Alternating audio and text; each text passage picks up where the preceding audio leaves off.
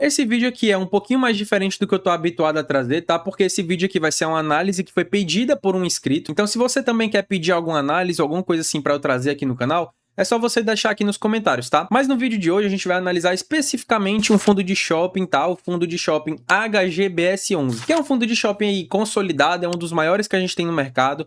Só que assim, se você não tá tão acostumado a ler o relatório gerencial, a ver os fatos relevantes, você acaba não entendendo muito bem o que o fundo ele quer trazer naquele momento. E aí, às vezes, acontece que você não consegue entender muito bem, não consegue fazer aquela análise crítica para aquilo que o fundo está querendo mostrar, tá? Porque a gente não pode cair naquele chamado viés de framing. Então, nesse vídeo, a gente vai destrinchar ponto a ponto algumas coisas que o fundo HGBS11 ele veio apresentando, tá? Como as movimentações que ele fez no mês, os indicadores em comparação ao mercado, a gente tem também se o dividendo atual é sustentável ou não, além de alguns outros pontos que a carteira dele chama a atenção, tá? Porque a gente não pode deixar passar em branco, porque isso pode acender, querendo ou não, um alerta pra gente para saber se a gente vai investir no fundo ou não. Outro fator muito importante que a gente vai analisar aqui é a alavancagem também, tá? Porque lendo o relatório eu percebi que o fundo ele tá escondendo uma informação muito importante aqui pra gente que analisa, beleza? E no final eu vou falar pra vocês a minha opinião sobre o fundo, tá? Se eu vou comprar ele ou se eu enxergo que existem outras oportunidades melhor que ele, tá? Então fica comigo até o final, porque eu vou te mostrar ponto a ponto justamente isso que eu falei para vocês. E, cara, com certeza isso aqui já vale mais do que alguns cursos pagos, tá? Porque aqui a gente vai fazer uma análise 100% concentrada e uma análise que vai ser 100% detalhada, beleza? Então eu já peço para você se sentar de uma maneira confortável, pega aí um papel e caneta para anotar, porque o conteúdo aqui é de fato nível de mentoria, tá certo? Então por isso também eu já peço para você se inscrever aqui no canal para me honrar, para que eu possa trazer mais conteúdos tão detalhados e tão fundamentados quanto esses, tá? Justamente também para eu poder trazer a melhor didática para ensinar a vocês, tá certo? Para que assim vocês entendam cada vez melhor a análise dos fundos imobiliários, para vocês também conseguirem estudar de uma forma melhor. Então também já deixa o like aí, porque isso ajuda a esse vídeo chegar a outras pessoas que também querem aprender mais sobre fundos imobiliários e querem saber mais sobre o HGBS11, porque eu encontrei alguns vídeos no YouTube que não tem uma análise tão detalhada, então eu acho importante a gente conseguir fazer essa disseminação do vídeo para que as pessoas consigam aprender a analisar os fundos de shopping. Então vamos lá, só para a gente já começar aqui a falar um pouco sobre a análise que a gente vai fazer, é importante falar que o HGBS11 ele é da gestora Red Brasil Shoppings, tá? Ele é um fundo de shopping e hoje ele é um dos maiores fundos que a gente tem hoje na bolsa de shopping, tá? E ele briga ali diretamente com os outros fundos de ancoragem e tudo mais, como o XPML e por aí vai, porque ele não tem tanta variação de cota com relação ao valor patrimonial. E isso mostra que o fundo ele é um fundo mais consolidado, um fundo mais maduro, tá? Demonstrando assim uma certa segurança e previsibilidade no valor da cota. Então vamos lá, para que a gente possa começar a nossa análise aqui, é muito importante eu falar para vocês, primeiramente, quando você vai analisar um fundo imobiliário, alguma ação, você não simplesmente analisa o relatório gerencial. Você vai atrás de saber outros fatos relevantes, você lê outros documentos, para que assim você consiga ter a informação completa e fazer uma análise mais aprofundada daquele ativo.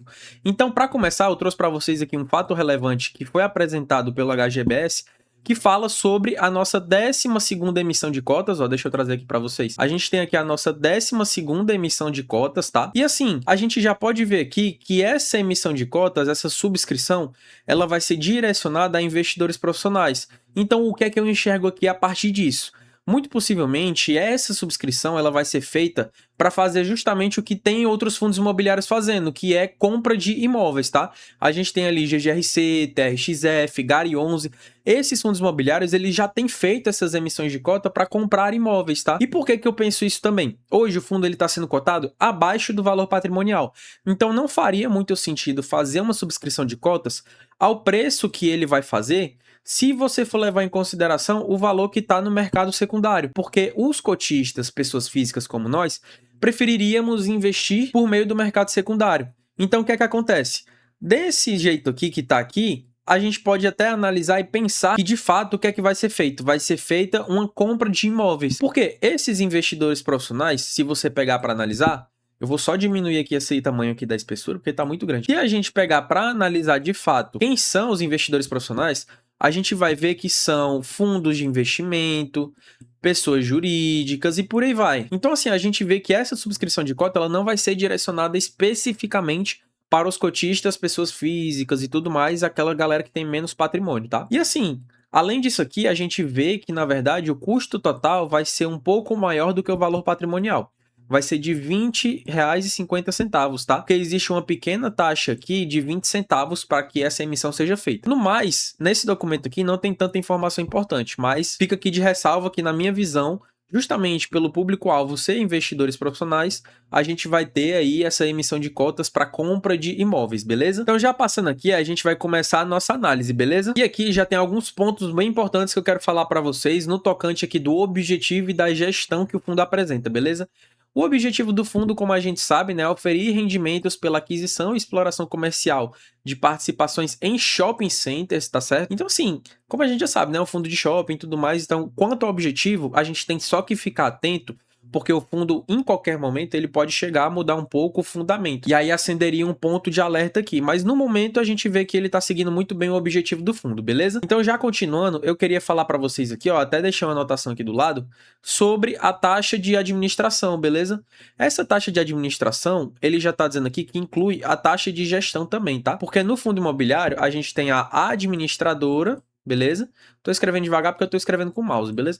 Mas aqui a gente tem a administradora e a gente tem a gestora, né? Eu vou escrever G para não demorar muito. E aí, como a gente tem esses dois aqui, além disso, a gente poderia também ter taxa de performance, né? Mas aqui tá dizendo que não tem já. Beleza, isso é um ponto positivo. Beleza, e aqui, essa taxa de administração, ela já tá incluindo a gestão. E a gente vê que é um valor muito baixo, tá? É 0,60% ao ano sobre o valor de mercado das cotas, tá? Por que isso é importante? Primeiro, porque a gente vê que é um valor baixo, que já está sendo incluída as duas taxas mais importantes, ou seja, a gente está vendo então que existe um gasto bem limitado, tá? Uma reserva de valor bem limitada para a questão das taxas desse fundo. Mas outra coisa que também é importante é a taxa, por ser sobre o valor de mercado das cotas, incentiva a gestão a buscar melhores oportunidades e, consequentemente, melhorar o valor de mercado do fundo, tá? Por quê?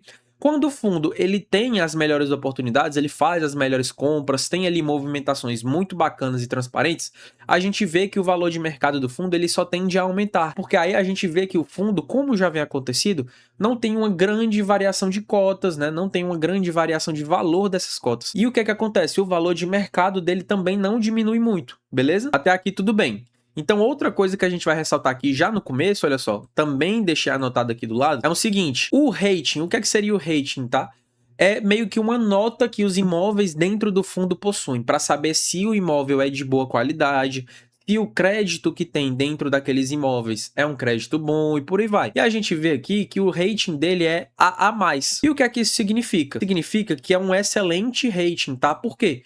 O melhor seria o AAA, que a gente já conhece, que seria o AAA. Só que nesse caso, como ele já tem o AA+, ele já tá, tipo, na segunda posição, ou seja, os ativos dele são os segundos melhores que a gente tem. É a segunda melhor nota do mercado. Então, a gente vê que, na verdade, os imóveis que tem dentro dele são muito bons, né? São excelentes. Então, beleza. Aqui a gente já viu mais ou menos o início do fundo, beleza? Então, a gente vai partir agora para, de fato, a nossa análise a partir dos principais destaques. De início aqui, a gente já tem a conclusão da alienação de praticamente aqui 18% do Fashion Outlet Novo Hamburgo, tá?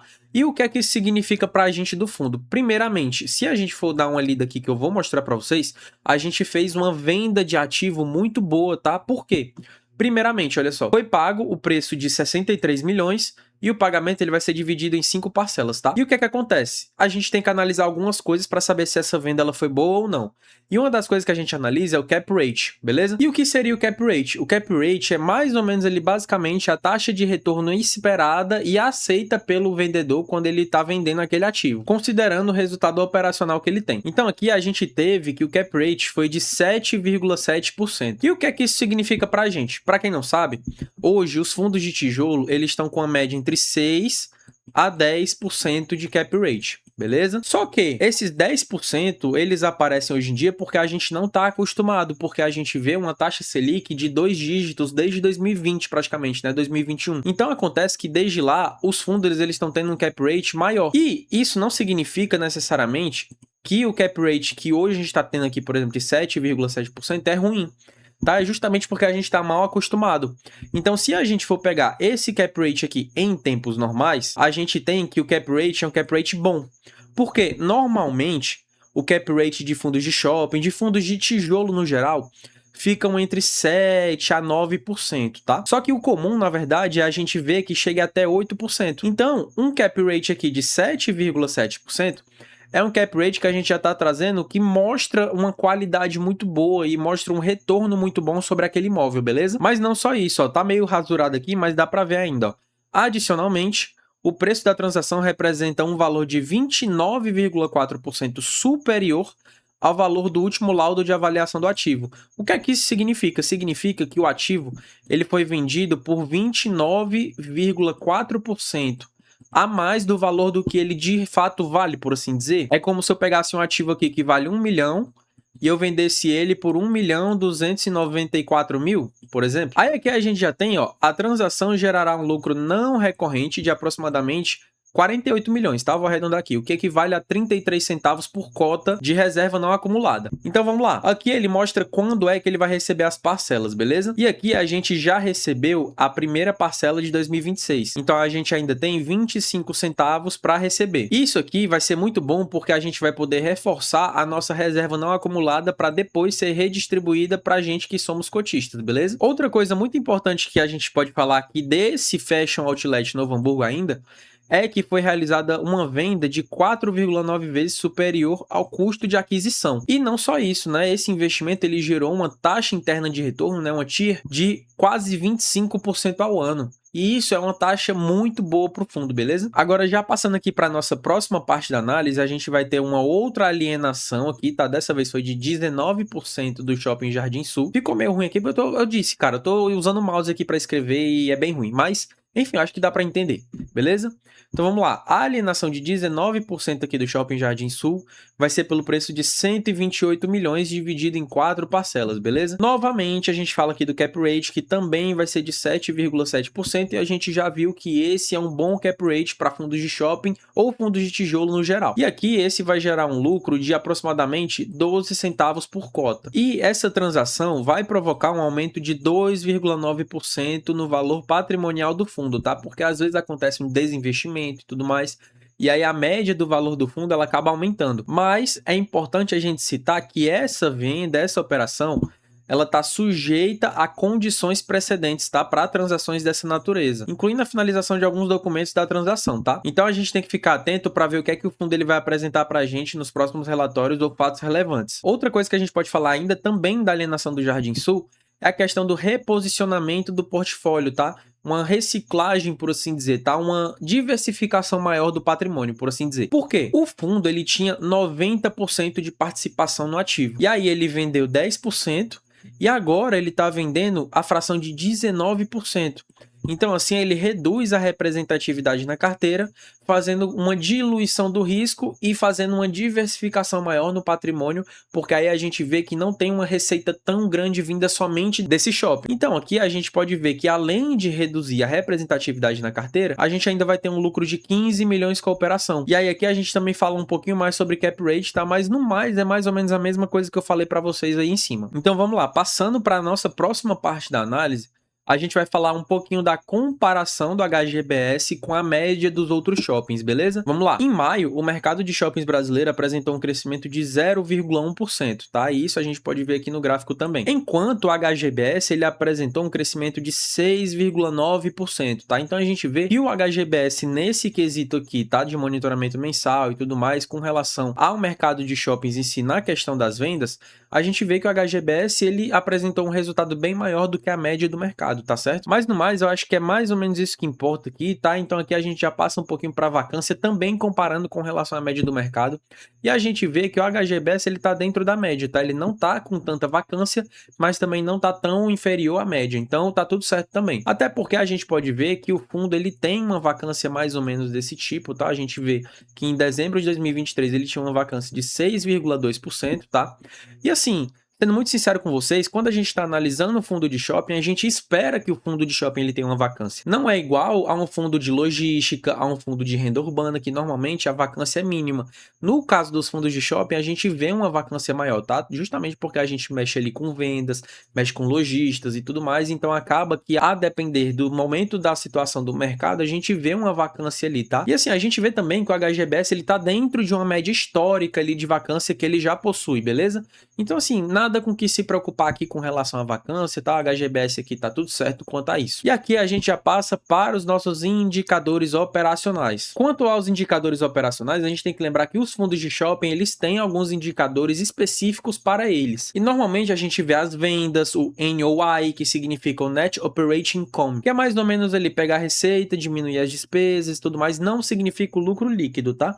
Mas de certa forma é como se fosse um lucro. Então vamos já começar aqui para ver como é que o HGBS ele se saiu, tá? Então é muito importante você também ver que quando a gente estiver analisando esses indicadores, por conta dos fundos de shopping eles serem periódicos e tudo mais, a gente vai sempre analisar o mês daquele ano com relação ao mês do ano anterior para saber se o fundo ele vem crescendo ou pelo menos se mantém estável. Então vamos lá. Com relação às vendas, a gente teve aqui um crescimento de 8,6% em maio com relação a maio de 2025. E, levando em consideração o acumulado de 2026, essas vendas elas representam um crescimento de 4,4% para o fundo. Então a gente vê que o fundo, apesar do cenário desafiador que a gente está vivendo hoje por conta da Selic alta, a gente está vendo que o fundo ele tem se saído muito bem e isso ele comprova justamente com esses números que a gente está vendo aqui, ó, o crescimento de quase 4,5%, tá? E não só isso, se a gente for pegar aqui o Net Operation Income que eu falei para vocês, em maio, porque esse relatório aqui ele apresenta algumas informações de maio e algumas de junho. E assim, só colocando um breve parênteses aqui, na minha visão isso acaba deixando um pouco desorganizadas as informações que a gente tem do fundo, porque existem informações de maio e existem informações de junho. Então acaba que fica confuso para a gente saber diferenciar o que é de cada mês se o fundo ele não deixar explicitamente claro, tá? Por exemplo, eu encontrei que a DRE é do mês de junho, só que alguns outros indicadores representam somente até o mês de maio e acaba que fica um pouco confuso, tá? Mas enfim, voltando aqui, vamos lá. O NOI do fundo ele foi de 87,9 por metro quadrado, o que representa um crescimento aqui pequeno de 0,3% comparado a maio de 2025. Só que se a gente for levar em consideração o acumulado de 2026, a gente vê que já tem um crescimento de 6%. E é aquilo que eu falei para vocês, tá? Justamente a gente passando por um cenário desafiador do jeito que tá, a gente vê que essa evolução, esse crescimento é muito bom e demonstra que o fundo ele tem trazido aí algumas boas operações nesse período, beleza? E aí aqui o fundo ele mostra mais ou menos uma planilha e tudo mais daqui das vendas e do NOI de cada shopping que ele possui, tá certo? Aí ele traz aqui a porcentagem que o fundo representa na carteira, a participação, o total da área bruta locável, a vacância e aí aqui, como eu falei para vocês, né, começa as vendas e o NOI. Mas enfim, aqui a gente também pega esses indicadores e coloca em comparação gráfica para saber se a gente está tendo de fato um crescimento no fundo, tá? Quanto a isso, o fundo ele realmente trouxe informação bem necessária, tá? Porque apesar da gente já ter os números, é muito importante também a gente ver de fato a construção, né, a evolução no gráfico para a gente ficar um pouco mais confortável também. Então a gente vê que em janeiro a gente teve um aumento, em fevereiro a gente também teve, em março a gente teve também, em abril a gente manteve, né, por assim dizer, né, diminuiu um pouquinho, mas aqui em maio a gente também teve um bom crescimento, beleza? Quanto à vacância, a gente vê que realmente ele está aqui numa média do que o fundo ele realmente já apresenta. Então tá tudo certo também. Quanto ao NOI, a gente vê aqui que o fundo ele realmente apresentou um crescimento em todos os meses, beleza? O que é uma coisa muito boa pra gente. E a próxima coisa que a gente vai analisar aqui é o desempenho do fundo. E aqui a gente já vai passar para DRE, tá? O DRE é o demonstrativo de resultados do fundo. E cara, presta atenção no que eu vou te falar aqui, porque só o que eu vou te falar a partir de agora já vale uma mentoria aí de praticamente R$2.000, beleza? Então presta muita atenção e realmente anota o que eu vou falar aqui para você, porque isso também pode mudar a sua visão sobre o fundo se você vai comprar ou até inclusive manter na carteira, beleza? Então vamos lá. O resultado do fundo foi de 14 centavos por cota, né, mais ou menos, e a distribuição foi de 17 centavos. O resultado ele contempla as receitas provenientes dos resultados recebidos dos shopping centers investidos, receitas financeiras e resultado com operações e despesas operacionais do fundo. Então aqui a gente vê que a gente tem a receita operacional, beleza? Só que a gente também tem a nossa receita não recorrente, proveniente aqui das nossas vendas e tudo mais, que o fundo manteve ali, que o fundo fez acontecer nesses últimos meses. Por quê? A receita não recorrente, ela gera um caixa para o fundo, tá? Uma reserva, e aí ele consegue fazer essa distribuição maior, mesmo quando a gente tem um resultado proveniente daquele mês um pouco menor. Então vamos já passar aqui para analisar. Eu quero falar um negócio aqui para vocês, olha só. Em junho de 2026, a receita foi de 25 milhões e tudo mais. E aí a gente chega aqui no resultado, foi de 20 milhões e o rendimento aqui foi de 24 milhões e meio, beleza? Então a gente vê o que eu falei lá em cima, né? Ele apresentou um resultado de 14 centavos e distribuiu 17. Então vamos lá, para a gente começar aqui a falar. Se ele apresentou um resultado de 14 centavos, de algum lugar tem que estar saindo esses outros 3 que ele distribuiu. E é justamente aí que entra a receita não recorrente do fundo, a receita não distribuída que está acumulada. Então, a primeira coisa que eu quero chamar a atenção aqui para vocês é que eu, lendo aqui o relatório, eu simplesmente não encontrei o quanto de reserva acumulada não distribuída o fundo tem, tá? Eu não encontrei aqui nesse relatório. Então, assim, já fica aí um adendo também, porque o fundo ele poderia apresentar essa informação para o cotista ele também ficar mais tranquilo, tá? E assim, uma coisa que é muito importante da gente falar é que o fundo ele pretende deixar esse rendimento, olha só, de 17 centavos para o ano de 2026, justamente por conta dessas vendas que ele está fazendo e tudo mais, e por conta das parcelas que ele vai receber. Então, muito possivelmente, ele vai conseguir manter esse resultado aqui, tá? Só que assim, o que é que eu preciso falar para você?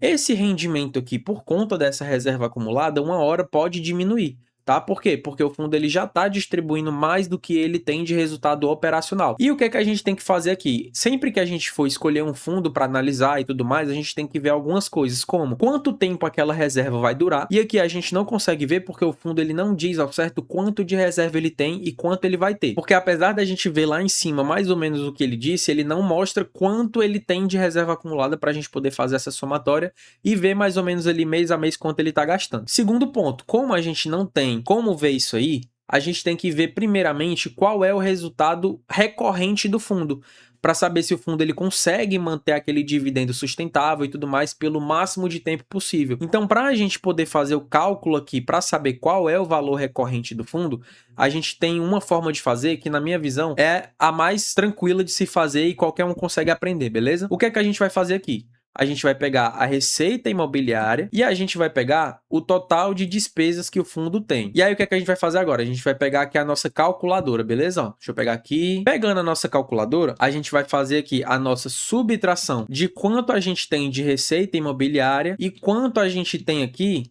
de despesa, tá? Vamos ver se agora eu consegui copiar aqui.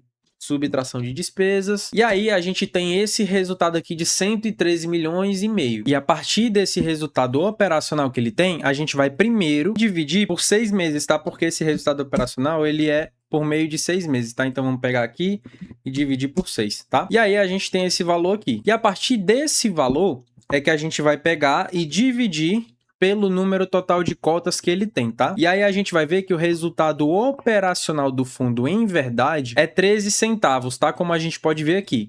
Isso aqui eu tô falando do resultado que com certeza é recorrente, tá? Eu tô levando em conta só a receita média dos aluguéis do fundo. E por que que eu falo que essa é a média que o fundo recebe, tá? Eu vou tentar colocar aqui na tela preta para a gente poder fazer aqui o que a gente precisa entender, que é o seguinte: o fundo de shopping, ele possui 2 tipos de possibilidade de conseguir renda, tá? Que seria o quê? O fundo de shopping, ele pode conseguir renda de aluguéis provenientes ali de uma porcentagem fixa, né? De um valor fixo, ou por exemplo, aqui, deixa eu colocar aqui. Ele pode ganhar um valor fixo. Por exemplo, eu quero 10 mil da sua loja.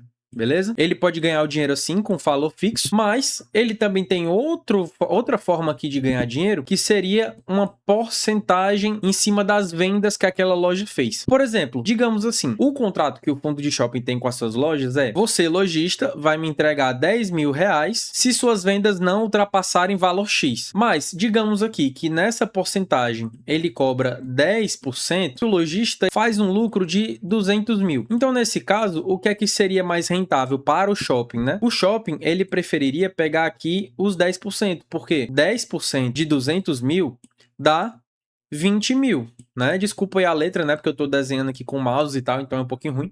Mas, enfim, ele vai ganhar, então, aqui nesse caso, 20 mil. E, assim, a gente tem que tomar em consideração que a receita dos fundos imobiliários de shopping, tá? Vou tentar escrever aqui para vocês verem. Dos fundos imobiliários de shopping é variável, tá? Justamente por isso. Vou botar aqui variável. Justamente por isso. Por quê? O lojista, ele não atinge uma quantidade tão boa de lucro, o shopping cobra a porcentagem fixa. Mas, se aquela loja ela ganha mais do que o shopping espera, ou ganha mais do que seria se ele fosse receber esse valor fixo, e aí, então, o fundo ele prefere pegar aqui com base na porcentagem, porque aí ele acaba ganhando mais se o lojista ele lucrar mais, beleza? Acho que ficou claro aqui para entender Por que que eu digo que é uma média de receita que os shoppings recebem, tá? E aí, como eu falei para vocês, é por isso que eu digo que, em média, o HGBS ele tem uma rentabilidade ali de 13 centavos por cota por mês. Só que assim, uma coisa que a gente tem que falar, isso aqui eu levei em consideração, tá? Eu vou voltar aqui pra gente ver, ó. Deixa eu ver se eu consigo voltar. Eu levei em consideração somente a receita imobiliária, tá? Que seria de fato o recorrente do fundo. Mas, se a gente levar em consideração que as outras receitas, a gente vai ter um aumento aí de muito possivelmente 1 ou 2 centavos. Então, assim, eu diria então que a média dele pode chegar ali a 14 centavos, alguma coisa desse tipo, como ele entregou esse mês. Então, assim, ele vai consumir esses não recorrentes ao longo do tempo, então a gente tem que levar em consideração também uma visão mais pessimista de, se a gente for receber esse valor a menor, será que compensaria a gente colocar na carteira? Será que esse é o melhor fundo que a gente tem para colocar na carteira se for pagar esse rendimento? Porque, por exemplo, se eu colocar aqui para vocês, ó, deixa eu tentar colocar aqui na Word, olha só, deixa eu abrir aqui uma aba nova que fica até melhor para mostrar para vocês. Por quê? Se eu pegar aqui e fizer uma análise dos fundos imobiliários de shopping, tá? Eu vou colocar aqui para vocês verem mais ou menos uma análise que eu faço aqui para poder fazer o filtro, tá? Vou colocar aqui de shopping, eu quero um dividend yield mínimo aqui de 9%, tá? Deixa eu colocar aqui, vamos ver, quero 9%, tá? E aí aqui a vacância no máximo 10% e uma liquidez de 1,5 milhão pelo menos, tá? Eu vou tirar aqui, eu quero de 1 até 1%, porque querendo ou não, mais do que isso já fica muito caro. Então vamos só fazer um filtro aqui com base nessa metodologia que eu uso para investir. E aí a gente vê que o HGBS aqui, ele já não está tão descontado e ele está pagando um yield de aproximadamente 10%. Então, com base nesse dividendo que ele paga hoje, será que vale a pena eu realmente comprar ou manter o fundo sabendo que esse rendimento dele pode vir a diminuir? Essa é a questão. Por quê? Ele é um fundo imobiliário tão bom quanto o XPML11 no quesito de ancoragem, no quesito de ser um fundo mais seguro. Então, assim, a gente vê que apesar do XPML também estar distribuindo um não recorrente, como saiu um vídeo no canal, inclusive esses dias, para vocês verem ali o cálculo que eu fiz para saber se vale a pena ou não ter o XPML na carteira. Então, assim, já olhando para o resultado que o XPML dá, em comparação com o HGBS, o XPML acaba ainda sendo melhor com base no dividend yield, tá? Mas, enfim, a gente já viu aqui que esse resultado do fundo ele pode vir a ser um pouco menor, tá? E assim, é o que eu falei para vocês, isso aqui é conteúdo de mentoria, então, por favor, cara, só se inscreve aí que você já me honra e me ajuda demais, é só isso que eu peço para você. Enfim, aqui a gente já viu mais ou menos o que a gente queria com relação a DRE, e aí a gente vê que esse dividendo ele tá um pouco inflado por conta do não recorrente que o fundo possui. Isso é um atrativo para o cotista e tudo mais, mas quem não ficar atento e quem não souber que esse não é o resultado verdadeiro do fundo, pode acabar quebrando a cara lá na frente, e é o que a gente não quer quando a gente estuda para investir nos fundos imobiliários a longo prazo, beleza? Então vamos lá dar continuidade aqui na nossa análise, tá? Aqui ele também mostra um pouco mais sobre os resultados gerados, tá? E assim, querendo ou não, aqui ele mostra graficamente o que a gente viu ali em cima, e mais do que isso, né? Porque aqui ele mostra somente o mês de junho, e aqui ele já coloca outros meses, tá? Ó, de junho de 25 até junho de 2026, então a gente tem mais ou menos um ano, tá? E uma coisa que me preocupa um pouco é que hoje a gente tem um acumulado de 2 centavos na reserva para distribuir. Isso é um pouco preocupante porque se a gente for ver, em média, ele está distribuindo cerca de 3 centavos por mês, tá? Só que aqui existe um ponto muito importante que eu tenho para falar para vocês, e eu já falei inclusive em outro vídeo, que é o seguinte: os fundos imobiliários de shopping, eles têm algumas características próprias deles, e uma delas é justamente a receita que o fundo recebe com relação ao primeiro semestre e ao segundo semestre. No segundo semestre, os fundos de shopping, eles acabam tendo um volume maior de vendas e acabam tendo um resultado maior com relação aos fundos imobiliários. Por quê? Os fundos de shopping, eles obviamente, por investir em shopping, dependem muito da sazonalidade, da periodicidade das vendas,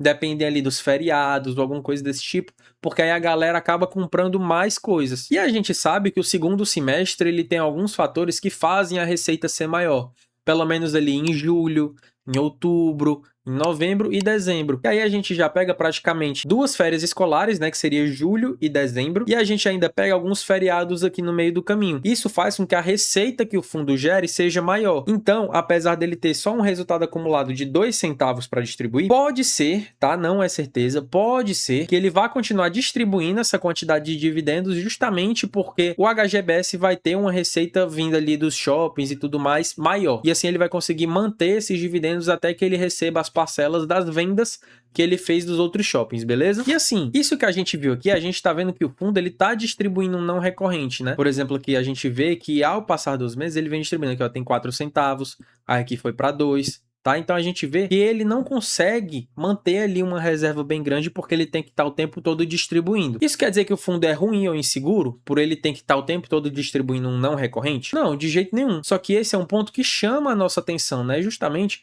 porque em algum momento, se o fundo ele deixar de vender ativos no momento atual, ele não vai conseguir arcar com esse dividendo e, querendo ou não, vai diminuir. E é por isso também que eu comecei o vídeo falando sobre a subscrição de cotas que o fundo ele vai fazer. Porque com essa subscrição de cotas, ele muito possivelmente vai comprar novos imóveis. E aí ele tem a opção de fazer uma reciclagem de imóveis, ou seja, ele pode vender alguns imóveis na carteira, porque ele vai colocar outros na carteira, ou ele pode manter e, consequentemente, se os imóveis forem bons, ele vai conseguir aumentar a receita operacional e a receita recorrente, fazendo assim que o resultado que ele distribua consiga ter ali um patamar tão elevado quanto está agora, sem que seja tão dependente do resultado não recorrente. Então vamos lá, saindo aqui um pouquinho da DRE do fundo, a gente começa a falar um pouco sobre a rentabilidade que o fundo tem, tá? O HGBS, ele historicamente, ele ultrapassa em muito o CDI e o IFIX, tá? Eu vou trazer até uma comparação um pouco melhor para vocês, olha só. Salvo engano, eu consigo trazer aqui, olha só o que aconteceu aqui desde o início do fundo, tá? O HGBS ele rendeu aqui 321% e o CDI também rendeu 321%. Só que a questão é, o HGBS ele entregou rendimentos e essa valorização também é isenta de imposto de renda, né? Porque se a pessoa tem na carteira, ela ainda não vendeu. Mas querendo ou não, a gente consegue ter uma alta rentabilidade também por conta dos dividendos. E como a gente pode estar vendo aqui, o HGBS ele chegou a ser bem mais do que o CDI. Só que nos últimos meses, a Selic, por conta dela continuar alta, o fundo ele também veio caindo, deixando a rentabilidade um pouco a menor. Só que ainda assim, ela chega bem próxima ao CDI, tá? Então eles estão meio que empatados. O que, querendo ou não, deixa a gente um pouco mais tranquilo, porque mostra que o fundo ele tem uma resiliência com relação ao passar do tempo, beleza? E aqui, se a gente colocar o IPCA, a gente ganha e muito do IPCA por conta desse fundo, olha só. A gente vê que o IPCA, meu filho, não chega nem perto da rentabilidade aqui do HGBS, beleza? Então já voltando aqui para nossa tela aqui referente à rentabilidade, a gente já viu aqui um pouquinho sobre ela, beleza? Aqui ele também mostra um pouco mais, né? Ele bota um gráfico aqui e tudo mais. Fala sobre a liquidez e o valor da cota, né? Em comparação aqui com os pregões que ele teve na B3 até hoje. E aqui embaixo a gente já passa a falar uma coisa muito importante, beleza? Que seria a carteira de investimentos do fundo. Vamos lá que eu tenho alguns apontamentos para fazer aqui para vocês. Dos 19 shoppings que o fundo tem, 4 deles são detidos através de cotas de outros fundos imobiliários, tá? Que são esses aqui. Enquanto um deles ainda é detido de forma direta e em parte de cotas também, beleza? E aí o que é que acontece? Aqui a gente já vê que a carteira do fundo, tá? Ela é composta por alguns ativos aqui, ela tem 72,8% em imóveis e 24,1% em fundos imobiliários, tá? Isso aqui dá aproximadamente 96% do patrimônio, beleza? Que deixa ali uns 4% em caixa, mais ou menos. Só que o que é que acontece aqui? Apesar de alguns desses fundos aqui também serem da própria gestora Red, não são todos. Só que ainda assim, uma coisa que eu quero falar para vocês que é muito importante a gente também analisar de forma crítica é o seguinte: a gente tem que a participação desses fundos aqui que estão em outros fundos imobiliários também tem a porcentagem de taxa de administração. Então, assim, apesar do HGBS ele ter uma taxa de administração de 0,6%, tem outros fundos ali que eu já vi que tem 0,12%, aí tem outros ali com 0,5%, eu já vi outro ali também com 1%, salvo engano, tá? E aí eu deixei aqui do lado também, ó.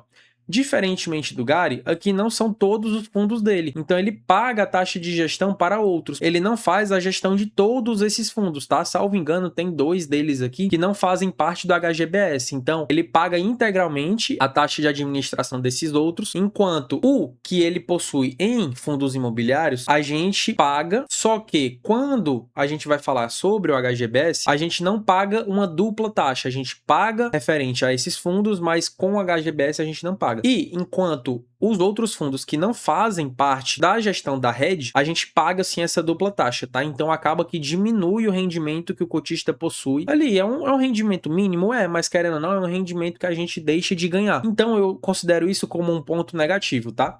E, além disso, eu queria falar para vocês que, na minha visão, a participação em imóveis de forma direta é muito melhor do que em fundos imobiliários. E um dos pontos que faz eu acreditar nisso é justamente o que eu falei para vocês, que às vezes acontece de haver uma dupla taxa, beleza? E outro motivo disso é justamente por conta da questão de que, se ele adquirir o imóvel diretamente, ele pode ter ali uma posição grande o suficiente para poder virar um controlador daquele fundo, beleza? Então vamos lá. Além dessa diversificação da carteira que eu mostrei para vocês, tem outras coisas que eu tenho que falar para vocês, que é o seguinte, ó. Se a gente pegar essas 5 maiores posições aqui do fundo, a gente vê que já ocupa praticamente uns 50% de todo o patrimônio do fundo. O que é uma coisa ruim, porque a gente vê que ele está muito concentrado nesses ativos. Então a gente precisaria, de fato, de uma diversificação um pouco maior. O que acontece, por exemplo, no XPML11, porque o XPML11, por exemplo, salvo engano, ele tem uma diversificação em que, se a gente pegar os 5 primeiros fundos também, ele fica ali com aproximadamente 40%, o que torna ele um pouco mais diversificado do que o próprio HGBS. E eu estou utilizando o XPML como exemplo porque tanto ele como o HGBS são os 2 maiores fundos de shopping que a gente tem aqui e também são os 2 mais seguros que a gente tem para investir. Só que aqui eu faço essa comparação justamente porque, na minha visão, o XPML acaba sendo um pouco melhor, tá? E não somente por isso. Tem outra coisa aqui também que a gente precisa analisar, que seria a diversificação por região. A gente vê que ele é muito concentrado em São Paulo, tá? E eu enxergo isso como um risco porque, por exemplo, imagina aí a galera que tem shopping lá no Rio Grande do Sul. Se fosse, como tá aqui, 90% numa única região. Lá no Rio Grande do Sul não aconteceu a enchente? Então, cara, a receita do fundo ela ia diminuir drasticamente justamente por conta dessa concentração em uma área só. Porque aquela área, ela pode, de fato, sofrer algum prejuízo, alguma coisa desse tipo, proveniente de algum evento incerto. Então, a gente não tem como prever. E é por isso que a diversificação por região também é muito importante, beleza? Então aqui eu consideraria um ponto negativo porque ele é muito concentrado aqui em São Paulo, tá? E agora eu quero chamar a atenção de vocês em outro ponto aqui que a gestora ela tá escondendo de você, tá? A alavancagem do fundo. A gente vê aqui que ele coloca que a alavancagem tá em 17,7%, só que não é bem assim, tá? Por quê? Eu prefiro analisar fazendo com base na alavancagem líquida. E como é que a gente faz para fazer o cálculo dessa alavancagem líquida, beleza? Olha só, eu peguei aqui o informe mensal porque acaba ficando um pouco melhor para a gente poder fazer essa análise, beleza? Como é que a gente faz o cálculo da alavancagem líquida? A gente pega o valor das obrigações, tá? Eu vou só abrir a calculadora de novo. Ah, não, já tá aberta. Eu vou pegar aqui e colocar aqui o valor das obrigações menos o valor que a gente tem em caixa, tá? Aqui eu consigo analisar, ó. Deixa eu só colocar aqui a calculadora, que aí fica um pouquinho mais fácil da gente ver, tá? Vamos lá. E aí eu pego esse valor que tem em caixa, deixa eu ver se eu consigo só... Não, eu vou trazer a calculadora pro outro lado. Vou pegar aqui o valor que a gente tem em caixa, ó, 47 milhões, 127 mil, ó, deixa eu anotar aqui, ó, menos 47 milhões, 127 mil, e quantos aqui? 756,41 centavos. 756,41 centavos. E aí, fazendo essa subtração, a gente tem 630 mil. E aí, o que é que a gente faz? A gente pega isso e divide pelo valor do patrimônio líquido do fundo, tá? Que hoje tá em 2 bilhões 930 milhões e por aí vai. E aí, fazendo essa divisão, agora a gente multiplica por 100, que aí a gente pega a porcentagem, né? A gente tem, na verdade, que a alavancagem do fundo passa de 21%. E eu até mudei aqui para a tela grande para vocês, para que a gente possa conversar um pouco sobre isso. Por quê? A partir desse momento, já chama um pouco da nossa atenção com relação à alavancagem, porque a gente vê, na verdade, que o fundo ele tá tentando mascarar ali uma coisa que, na verdade, não é. Ele pode muito possivelmente ter colocado ali a alavancagem bruta e tudo mais, só que, na minha visão, é muito melhor a gente fazer o cálculo da alavancagem líquida, porque mostra de fato quanto o fundo está devendo. Só que assim, por que que isso chama a nossa atenção? Justamente porque, na minha visão, uma alavancagem saudável para um fundo imobiliário, ela não pode ultrapassar de 25%. Passando de 25%, essa alavancagem já não fica tão saudável para o fundo e pode ser que ele tenha dificuldades para pagar. E assim, a gente vê então que essa porcentagem que o HGBS tem de 21,5%, mais ou menos, já começa a ser um pouco alarmante. Por quê? Se o fundo ele se alavancar ali um pouquinho mais, já começa a ficar um pouco mais preocupante. Então, voltando aqui agora para a tela, a gente tem que só terminar de analisar o fundo aqui. Então, a gente vê aqui, ó, vamos lá. Primeiro, taxa de emissão aqui dessa dívida. A gente pode ver que a taxa de emissão que ele tem é um pouco cara, tá? Por quê? Se a gente for pegar IPCA mais 5,38, é relativamente barato. Só que olha só aqui, ó, temos IPCA mais 8 e temos também IPCA mais 8,6.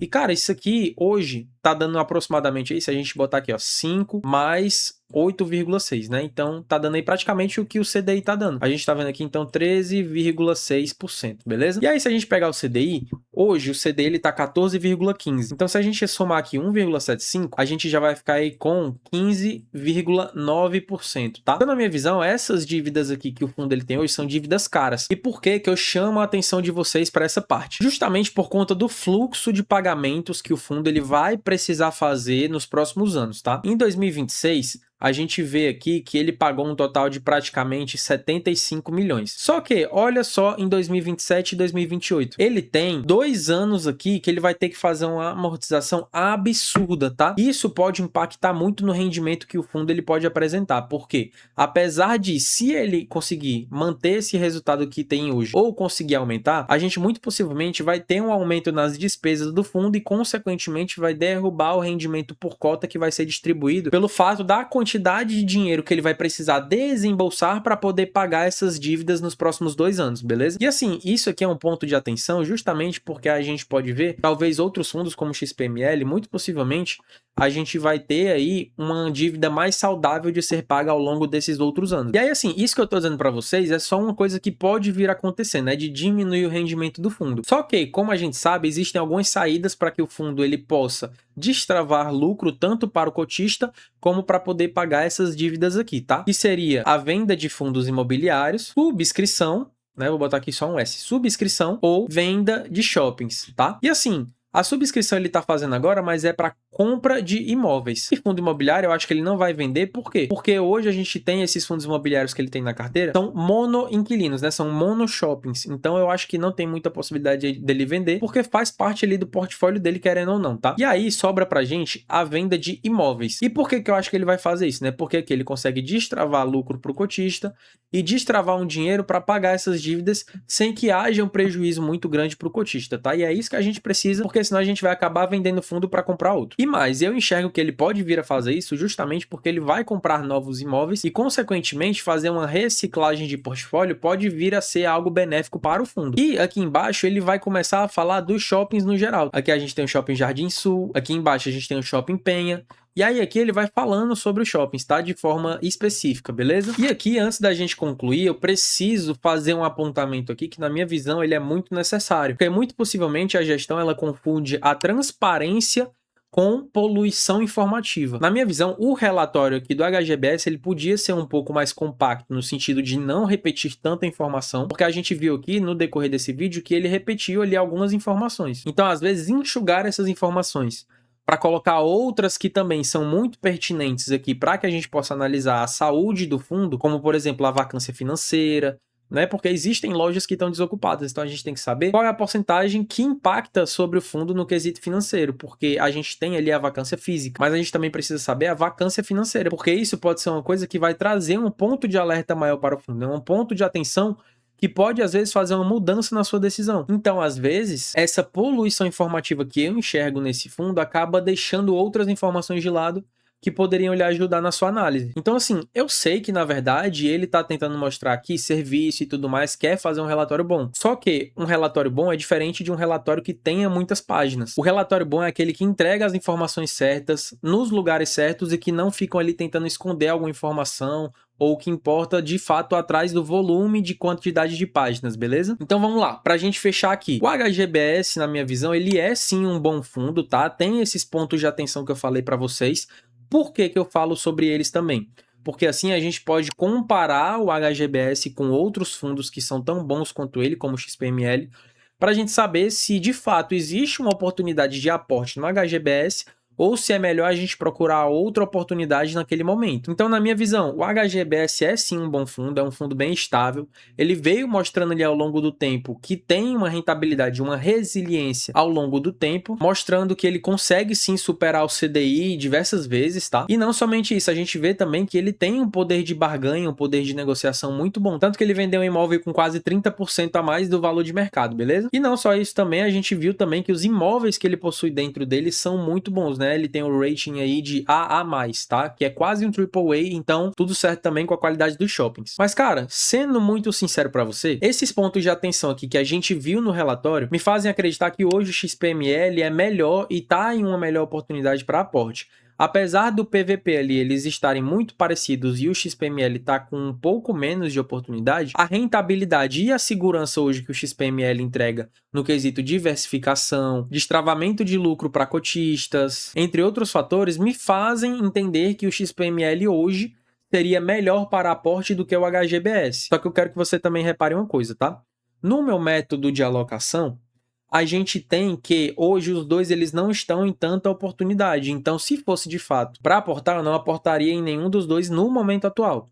Mas, se eu tivesse que escolher entre um dos dois, HGBS e XPML, eu escolheria o XPML por conta desses outros fatores que eu falei para vocês, tá? Mas assim, uma coisa que eu tenho que ressaltar para vocês também é que isso aqui não é uma recomendação de compra, nem de venda e tudo mais, é somente a minha análise e o que eu entendo ser certo para a minha carteira, tá? Então eu não colocaria o HGBS hoje na minha carteira. E é por isso que eu digo para você que é importante a gente estudar e saber o que é que o fundo ele traz no relatório e o que é que o fundo ele quer dizer com aquilo, tá?